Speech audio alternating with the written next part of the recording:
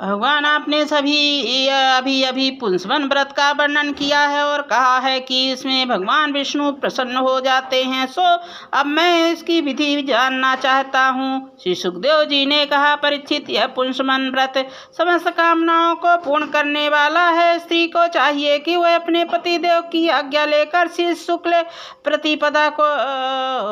प्रतिपदा से इसका आरंभ करे। पहले मरुदगण के जन्म की कथा सुनकर ब्राह्मणों की आज्ञा ले, फिर प्रतिदिन सवेरे धातु आदि से दांत साफ करके स्नान करे, 2 श्वेत वस्त्र धारण करे और आभूषण भी पहन ले। प्रातःकाल कुछ भी खाने से पहले ही भगवान लक्ष्मी नारायण की पूजा करे। इस प्रकार तब प्रार्थना करे, प्रभु आप पूर्ण काम हैं, तो आपको किसी से भी कुछ लेना देना नहीं है। आप समस्त विभूति के स्वामी हैं, संकल सिद्ध स्वरूप है। मैं आपको बार बार नमस्कार करती हूँ। मेरे आराध्य देव, आप कृपा विभूति से तेज महिमा और वीर आदि के समस्त गुणों से नित्य युक्त इन्हीं भागों सरसों से नित्य युक्त रहने के कारण आपको भगवान कहते हैं। आप सर्वशक्तिमान हैं। माता लक्ष्मी जी, आप भगवान की आराधनी अर्धांगिनी और महामाया स्वरूपिणी हैं। भगवान के सारे गुण आप में निवास करते हैं। महाभाग्य जयवती जन्म माता, आप मुझे पर प्रसन्न हो, मैं आपको नमस्कार करती हूँ। परीक्षित इस प्रकार स्तुति करके एकाग्रचित से ओम नमो भगवते महापुरुषाय महानुभावाय महाविभूति पितये, यह महाविभूत विभुरले मोहपहरणी ओंकार स्वरूप महानुभाव समस्त महाविभूतियों के स्वामी भगवान पुरुषोत्तम को और उनकी विभूतियों को मैं नमस्कार करती हूँ और उन्हें पूजोपहार की सामग्री समर्पण करती हूँ। इस मंत्र के द्वारा प्रतिदिन स्थिर चित्त से विष्णु भगवान का आवाहन अर्धपाद आचमन स्नान वस्त्र गोपवीत भूषण गंध पुष्प धूप दीप और नैवेद्य आदि निवेदन करके पूजन करे। जो नैवेद्य बच रहे उसमें ओम नमो भगवते महापुरुषाय महाविभूताय स्वाहा, महानेश्वर्यों के अधिपति भगवान पुरुषोत्तम को नमस्कार है। मैं उन्हीं के लिए यह हविष्य का हवन करती हूँ। यह मंत्र बोलकर अग्नि में 12 आहुतियाँ दे। परीक्षित, जो सब प्रकार के संपत्तियों को प्राप्त करना चाहता हो उसे चाहिए कि प्रतिदिन भक्ति भाव से भगवान लक्ष्मी नारायण की पूजा करे, क्योंकि वे ही दोनों समस्त अभिलाषा के पूर्ण करने वाले हैं एवं श्रेष्ठ दानी वरदानी हैं। उसके बाद भक्ति भाव से भरकर बड़ी नम्रता से भगवान को साष्टांग दंडवत करे। इसे 10 बार पूर्वोक्त मंत्र का जप करे और फिर इस स्तोत्र का पाठ करे। हे लक्ष्मी नारायण, आप दोनों सर्वव्यापक और संपूर्ण चराचर जगत के अंतिम कारण हैं। आपका और कोई कारण नहीं है। भगवान माता लक्ष्मी जी आपकी माया शक्ति हैं। ये ही सौम्य व्यक्त प्रकृति भी हैं। इनका पार पाना अत्यंत कठिन है। प्रभु, आप ही इन महामाया के अधीश्वर और आप ही स्वयं परम पुरुष हैं। आप समस्त यज्ञ हैं और ये हैं यज्ञ क्रिया। आप फल के भोक्ता हैं और ये हैं उसको उत्पन्न करने वाली क्रिया। माता लक्ष्मी जी तीनों गुणों की अभिव्यक्ति हैं और आप उन्हें व्यक्त करने वाले और उनके भोक्ता हैं। आप समस्त प्राणियों के आत्मा हैं और लक्ष्मी जी शरीर इंद्रिय और अंतःकरण। माता लक्ष्मी जी नाम एवं रूप और आप नाम रूप दोनों के प्रकाशक तथा आधार हैं।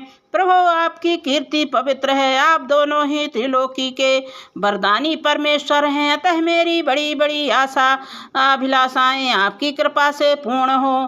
परीक्षित इस प्रकार परम वरदानी भगवान लक्ष्मी नारायण की स्तुति करके वहाँ से नैवेद्य हटा दे और आचमन करा के पूजा करे। तदंतर भक्ति भाव रहित हृदय से भगवान की स्तुति करे और यज्ञ वैसे सुनकर फिर भगवान की पूजा करे। भगवान की पूजा के बाद अपने पति को साक्षात भगवान समझकर परम प्रेम से उनकी प्रिय वस्तुएं सेवा में उपस्थित करे। पति का भी यह कर्तव्य है कि वह आंतरिक प्रेम से अपनी पत्नी के प्रिय पदार्थ ला लाकर उसे दे और उसके छोटे बड़े सब प्रकार के काम करता रहे। परीक्षित, पति पत्नी में से एक भी कोई काम करता है तो इसका फल दोनों को होता है। इसलिए यदि पत्नी रजोधर्म आदि के समय वह व्रत करने के अयोग्य हो जाए तो बड़ी एकाग्रता से सावधानी से पति को ही इसका अनुष्ठान करना चाहिए।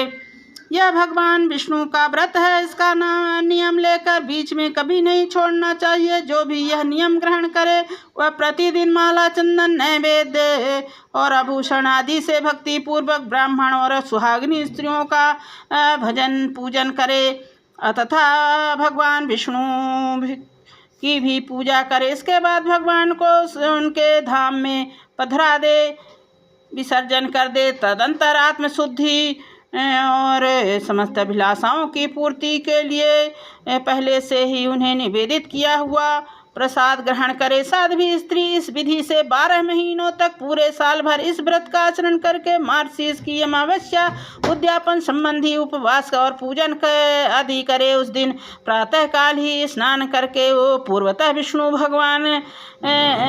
भगवान का पूजन करे। उसका पति पाक यज्ञ की विधि से घृत मिश्रित खीर की अग्नि में 12 आहुति दे। इसके बाद जब ब्राह्मण प्रसन्न होकर उसे आशीर्वाद दे तब बड़े आदर से सिर झुकाकर उन्हें स्वीकार करे।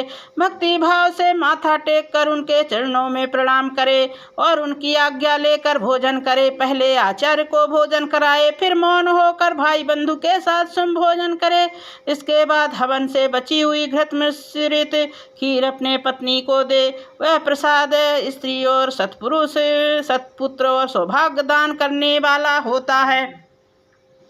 परीक्षित, भगवान के इस पुंसवन व्रत का जो मनुष्य विधि पूर्वक अनुष्ठान करता है उसे यहीं उसकी मनचाही वस्तु मिल जाती है। स्त्री इस व्रत का पालन करके सौभाग्य, संपत्ति, संतान, यश, ग्रह प्राप्त करती है। उसका पति चिरायु हो जाता है। वह व्रत का अनुष्ठान करने वाली कन्या समस्त शुभ लक्षणों से युक्त पति प्राप्त करती है और विधवा इस व्रत से निष्पाप होकर वैकुंठ में जाती है। उसके बच्चे मर जाते हों, स्त्री उसके प्रभाव से चिरायु पुत्र प्राप्त करती है। धनवती किंतु भागिनी स्त्री को सौभाग्य प्राप्त होता है और कुरूपा को श्रेष्ठ रूप मिल जाता है। रोगी इस व्रत के प्रभाव से रोग मुक्त होकर बलिष्ठ हो शरीर और श्रेष्ठ इंद्र शक्ति प्राप्त कर लेता है। जो मनुष्य मांगलिक श्राद्ध कर्मों में इसका पाठ करता है उसके पितर और देवता अंततः तृप्ति लाभ करते हैं। वे संतुष्ट होकर हवन के समाप्त होने पर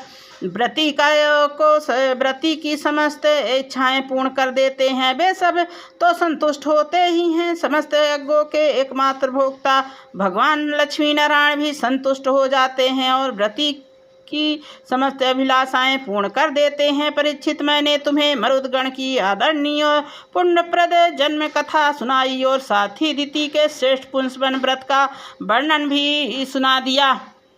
धन्यवाद।